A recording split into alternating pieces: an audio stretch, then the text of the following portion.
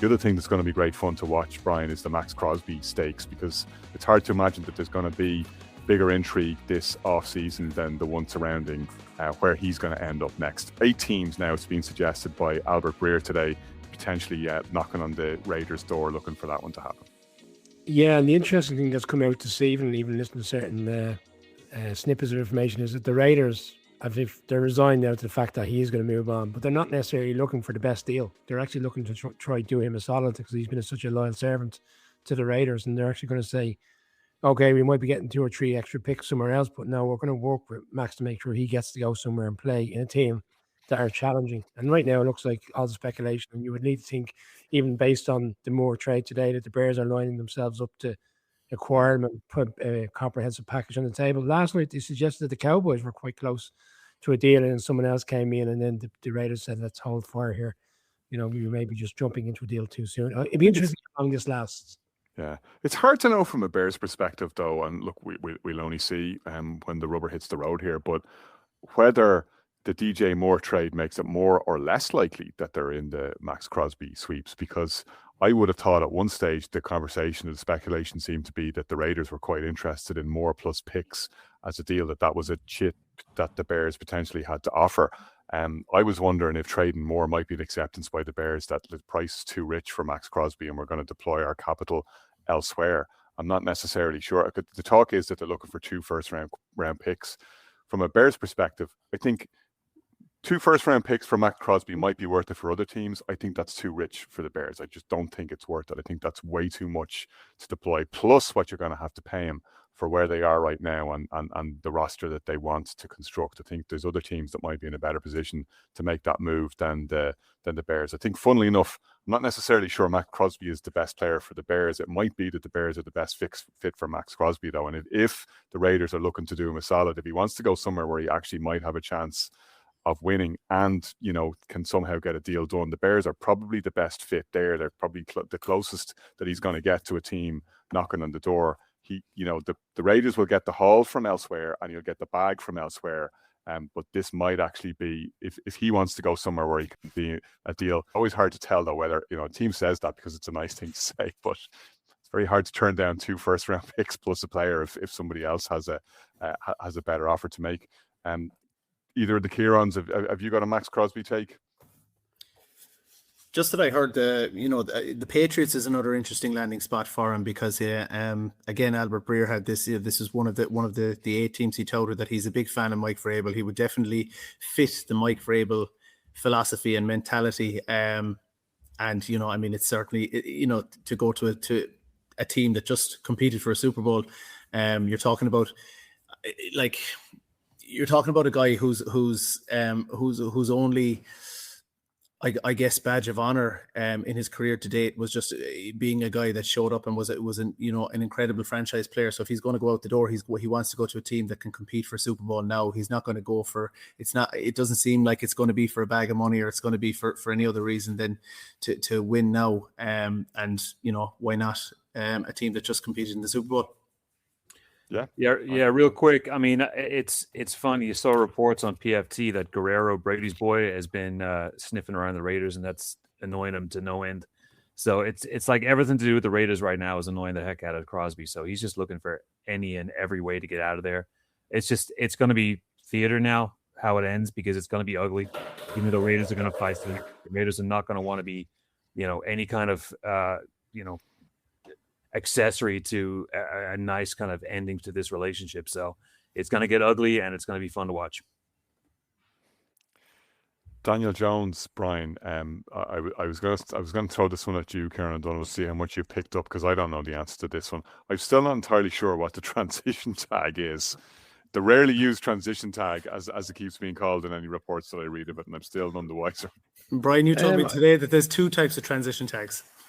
Non-exclusive transition tag, Connor, means if you put that tag on the player and he does the deal elsewhere, well, then that other team has to give back first-round picks. If you just do the transition tag, which is the one down, you can allow him to go and get a deal elsewhere, and you have 5 days thereafter to match that deal, or he walks to the other team. There you go. Right. Okay. Sensible move by the Colts because nobody's going to offer that deal to him. Yeah, when I start looking at teams franchise tagging or transition tagging or non-exclusive, I get that the vibe. Like, did you? I don't know if you've seen the Bernard O'Shea clip where he's like the Irish breathing exercises: breathe in and breathe out, and oh, for fuck's sake! It's such a rarity. It's a rare tag, Connor. It hasn't been used since 1996 on the Falcons quarterback Jeff George, and of course it would be on Daniel Jones. Classic. His agent is a mastermind, isn't he? He just seems to be able to find ways. They're going to lose. Inevitably, they're going to lose players probably because of this. In the grand scheme. Well, I gotta say, like, that's Kieran Boyle. That's a big price to pay. You keep Danny Dimes, but you lose the best downfield threat by the numbers in the NFL in Alec Pierce. Yeah, but they have to keep Jones. I mean, they've got to. No one else is gonna sniff around that. I mean, they'll have another year with Daniel Jones. But you know what? What would be concerning for me as a Colts, if I was a Colts fan, is we know he took that injury in December in the rain in Jacksonville, but a couple of games before that, it started to slide. You know, the picks were starting to reappear, the fumbles, the turnovers. So, plus he's got that Achilles injury, and you know, all reports. I mean, that could be July before he's even able to join practices and workouts. So, it's a huge risk for the Colts. I mean, Steichen's year and his career with the Colts is probably hinging on how Jones does. I think he's a serviceable quarterback, but I think we all saw last year when, after the Colts had that really nice start, that we were all like, yeah, the other foot's going to drop soon. And it's kind of what happened. So, but again, you need a quarterback in this league, no matter who it is. And they're stuck with Jones right now. Kieran O'Donovan, we talked about Max Crosby, and, it's not that often.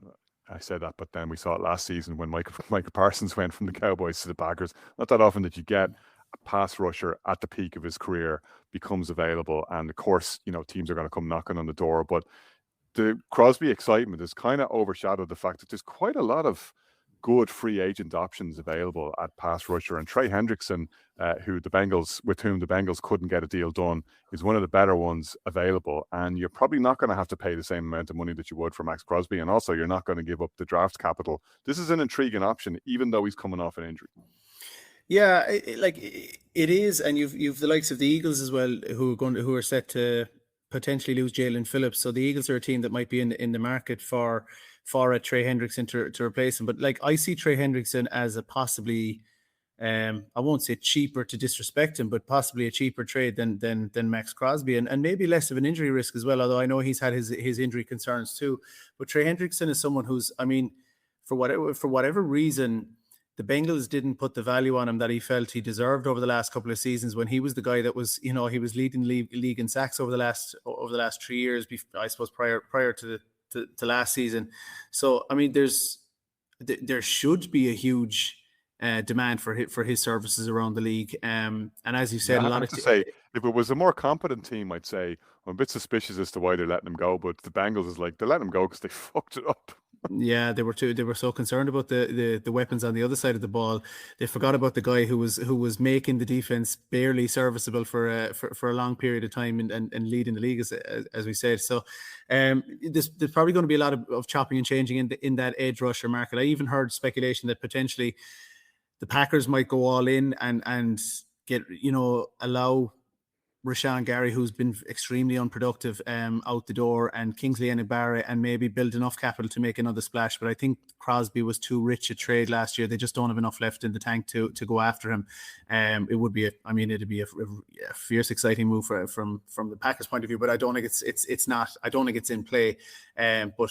Absolutely. I mean, there's a hell of a lot of teams that are looking to upgrade at pass rush. As I said, like the Eagles are a team that could be in the mix. The Bucs are a team that could be in the mix. And as you said, like any of those teams that are in play for Max Crosby, if they fall out of that, if they fall out of that trade, or if they fail, I can only imagine any of those teams should be in the market for Trey Hendrickson as well. Yeah, I would think. I'm interested in your take on this, Kieran Boyle, with what's available potentially in the draft. It's not like acquire one of these free agent monsters or bust. Like this is a deep draft. It depends where you're looking for help, right? But I'm hearing talk of a lot of good defensive linemen available, a lot of good interior defensive linemen available. The clever GMs are always looking at the combination of drafted free agency to address their need. And, there's more than one way to skin a cat. Like, you might see somebody make a play to move up the board to take one of the better pass rushing options in the first round. I think there's a lot to play out here. And elsewhere you got, we haven't touched on them yet, but you got the likes of Jalen Phillips, Boye Mafe, Adafe Owe, even maybe Khalil Mack at 35 might be a good 1-year option or a punch for as well. Teams out there. Jadeveon Clowney, yeah, good shout. There's a lot of them available. It's an intriguing year for teams that need to look at the defensive side of the ball. This is the right year to be looking to bolster your defense rather than taking a swing on a big free agent wide receiver of whom there aren't that many available. Yeah, and this might come a year too late for Hendrickson. I know he had an injury-shortened season. He had 4 sacks, 11 tackles last year, but in comparison to his monster 24 year where he had 17 and a half sacks. But you're right. Yeah, I mean this draft. I mean different drafts have different themes, and the theme really is defense in this draft, and especially edge rushers. There's a huge amount of them. There's a lot that are going to go in the first 10 to 15 picks in the draft. So he might have missed the boat in one regard. I mean, he's going to be looking for. He's 33 year. I don't know, 90 to 100 million year contract. He's going to want, and GMs will be considering that, but a combination of all that stuff. I mean, he might have. It's a what have you done for me lately league, and he didn't really do a huge amount last year. I know it was injury, but still, optics are what they are, and it's not 2024. He's another year older. He had an injury shortened year, so that market has shrunk a little bit for him. Add that in with the rushers that are available in the draft. So it's not going to be as easy, I think, as he wants, but I still think there's going to be a huge amount of demand for him. I don't think he's going to get the money he wants, but who does? But there's a lot of teams going to be in play for him. Look at teams that now are starting to offload or putting whispers out that they're offloading players. Think of the Jaguars who are trying to shop Devin Lloyd. He's a Florida kid. He's from just outside Orlando. I wouldn't be surprised if he went to any of the Florida teams. I mean, they all need it, especially Tampa. They definitely need some help for Vita Vea. So Jaguars, Tampa, I'd be looking at those kind of teams for help. But he's going to be looking for a max deal. Whether he gets the money he wants remains to be seen. But I think that edge market is going to muddy the waters in the draft. Brian, the running back market is also intriguing. Before we wrap, you got a couple of, not least the Super Bowl MVP, a couple of marquee players on the move potentially. Yeah, Kenneth Walker, MVP of the Super Bowl. Who would have thought we're not even a month removed from when they had their great success against the Patriots. He's the MVP. You would assume that the Seahawks would do everything in their power to bring him back, but it doesn't seem to be the case. And I don't think the Seahawks fans will even question the GM, bearing in mind how successful they've been. And maybe Charbonnet is the inevitable choice to step up and take that one stop when he comes back from injury. But it's going to be interesting to see what the market is for running backs, because we've especially Giants fans, we've been burnt over the last 3 or 4 years in terms of what our expectation of what our market should be for a running back. And we let one walk and he goes and wins the Super Bowl. I think it's a different phase and different period, but he's an interesting dynamic. I think he will get well paid next week. The one I think is most intriguing actually is Etienne coming out of the Jags. It looks like they're not going to pick up a contract. They're going to allow him to go out and test the market. I think he will get paid. For me, for where the Giants are, I think he would be a more interesting one to pick up. But from a Giants perspective, it looks like they are going to run the ball. If this is what the mantra of the new head coach is, he wants to run the ball. He did it in Baltimore. One season they ran for 3,000 yards. Connors said during the week they've been averaging 2,200. So they're going to move for a very different type of offense to the Giants. So maybe the Giants are in play. I just find it a little bit surprising, bearing in mind the holes in which the team have going to free agents, that's where they're focusing their attentions, if that is to be the case, which seems to be widely speculated across the board. Aaron Jones, another one potentially on the block. Kieran O'Donovan. Did you meet Aaron Jones? I'm trying to remember of the players that you met at the Super Bowl. Yeah, I met him and he told me he's going back to Green Bay, and that's just direct quote. He's definitely coming back. No, we can put that one to bed. I think that would be a more for a road game. That would be a heart over head. I think move. I think Aaron Jones's production is slightly.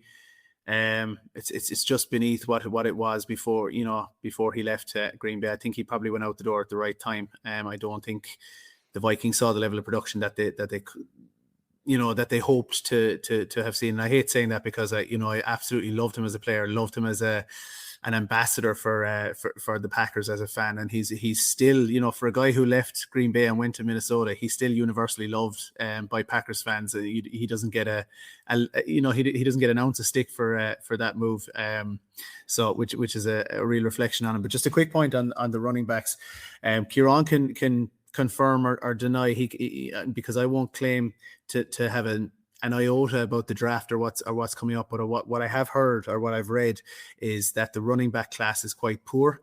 And so it kind of heightens the value for the likes of your Walkers, your Etiennes, those guys who are the top end running backs in the league.